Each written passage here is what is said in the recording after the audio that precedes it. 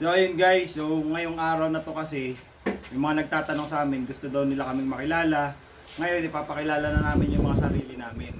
So hindi kami yung mismo ano kasi pag yung kami mismo yung nagsasalita tungkol dun sa sarili namin, parang ano tawag dun?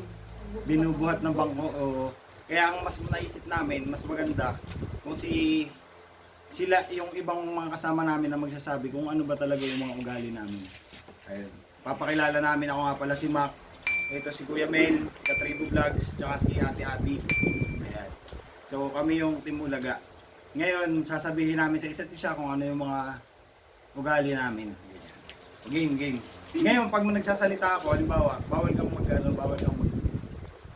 magsalita, bawal ka rin magsalita kasi naka-live tayo. Diba? Ayan. Okay. So, ako na muna. Hindi. Kuya, ikaw na mauna. Mamaya ka na. Pahuli ka na, Kuya Mac. Ako na muna, Ate Abby. Sige pa. Ikaw na muna. Ikaw na muna. Sige. Ako po si Kuya Mel, Katribo Vlogs. Gusto ko pong sabihin sa inyo kung gaano kabait si Ate Abby. Siya po yung nagdala sa team ng Team Ulaga sa akin. Yan, kaya po ako nakasama sa ating Ulaga. Isa po siyang, masasabi ko po siya ay sobrang mabait na tao. At palagi po siyang nanlilibre ng pagkain sa kanila. Lagi may pa-lunch, may pa-dinner. At ayun naman, kay Kuya Mac naman siguro ang masasabi ko ay napakabait po niya. Bihira po siyang magalit, napaka-maunawain po niyang tao.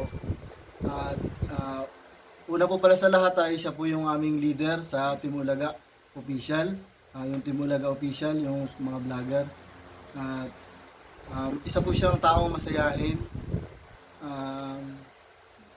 Punong-puno po siya ng malawak ang kanyang kaisipan. Palagi siyang siya lagi yung nakakaisip ng mga gagawin, mga games, mga prank, yan. At palagi siyang basta malawak ang kanyang imahinasyon. Wow. Ayun. Siguro po yun lang po yung masasabi ko, mga kaulaga. Thank you, Kuya.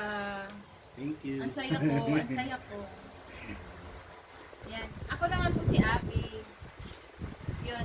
Sino bang unahin ko? Wala ko. Si Kuya Mel.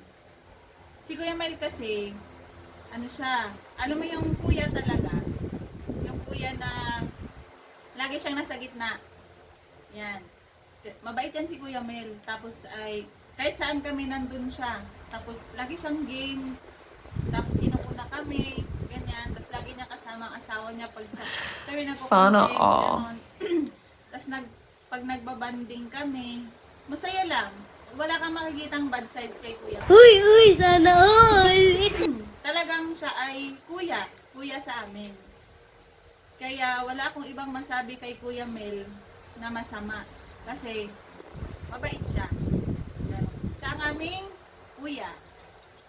Kay Mac naman, yan, tulad nga ng sinabi ni Kuya Mel, na siya yung boss namin.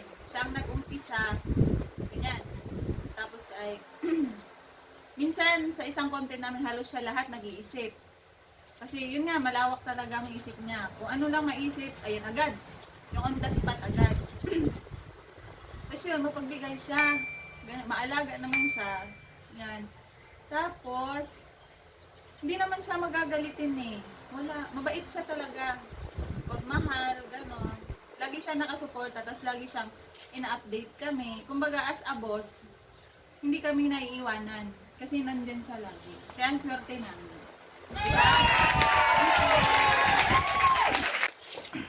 So yun guys, so ako naman,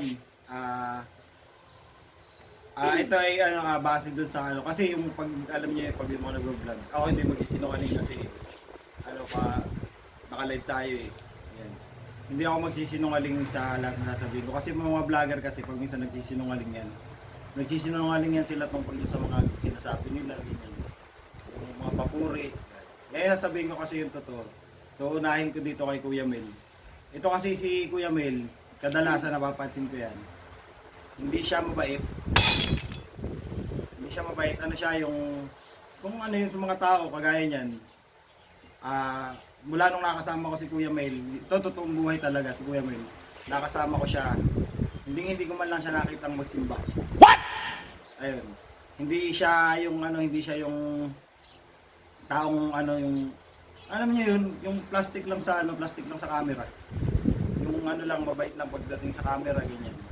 Tapos pag minsan balasubas. Balasubas din yan minsan. Pag minsan mumurahin niya na lang kami kahit sa GC ganyan. Para sa akin hindi ako nababaitan sa kanya. Kasi ayun, pag minsan ginagawa niya rin, hindi sinasabi ko kasi totoo naka-live to para malaman din ng iba. Tapos pag minsan hiram siya ng hiram, halimbawa, Kuya Mac, pahiram nga muna ng 100 yan. Pero ako kasi hindi talaga ako naniningil. Siguro naman ngayon naka-live kami magbabayad pagkatapos. Hindi kasi siya nagbabayad, nakakailang beses na siyang hiram sa akin. Hindi siya nagbabayad. Alam niyo yung mga ganong klaseng tao, yung take lang ng blessings pero hindi siya nagbabalik. Yun yung pagkakilala ko sa kanya. Tapos pag yung pag yung content pag nagpatawag ako ng meeting tapos kailangan namin magkita-kita, pumupunta naman siya. Kaya nga lang lagi siyang late. Yung time management hindi niya nagagampanan. Kumbaga sa yung dinadaan niya lang sa tawa lahat. Pero mali yung ginagawa niya. Ayan. So yun yung masasabi ko kay Kuya Mel. Masasabi ko naman kay Ate Abby. Nandun tayo mabait pero sobrang sobrang talak lang siya ng talak. What? Ganun. Alam niyo yung pag naabutan namin siya dun sa kanila, sigaw siya ng sigaw. Seryoso? Tapos salita. Tapos lagi siyang galit. Mabait lang din siya pag yung kagaya nito, kami nagko-content. Ngayon, di ba? Sigaw siya ng sigaw dun sa kanila. Kahit nga yung yung mama at papa niya, inaaway niya Yun. Tapos pag minsan, pag magpapakain yan, nagpapakain dun sa amin, tinatago yung ulam. What the fuck? Hindi niya kami yung yung sasabihin mong bubusugin kami, hindi. Magbibigay lang siya ng konti, tapos maya't maya patatanong kung busog ka na. Ganun yung ugali niya. Ganun yung ugali nila. Totoo yun. Tapos, isa pang napapansin ko kay Ate Abby, yung pag nagko-content kami, sobrang sobrang arte niya. Yung pag may halimbawa, maglalaro kami, lagi siyang hindi ako pwede ng ganyan, hindi ako na pwede ng ganun. Ganun yan si Ate Abby. So yun po yung bumubuo ng Team Ulaga. Si Kuya Mel, si Ate Abby, tapos meron pa kami mga kasama kaya nga lang. Ayun, may mga trabaho sila kaya kami tatlo lang yun nandito. Sa susunod sila naman yung So yun lang guys, sana mas nakilala nyo kami as yung totoo talaga. Kasi yung ako sa yung plastic Talaga sinasabi ko lang talaga yung nila. Ayun guys, salamat. Seryoso ka? Nakatakal yung mukha nyo. Pakita sa camera. Magtago lang ng ulam.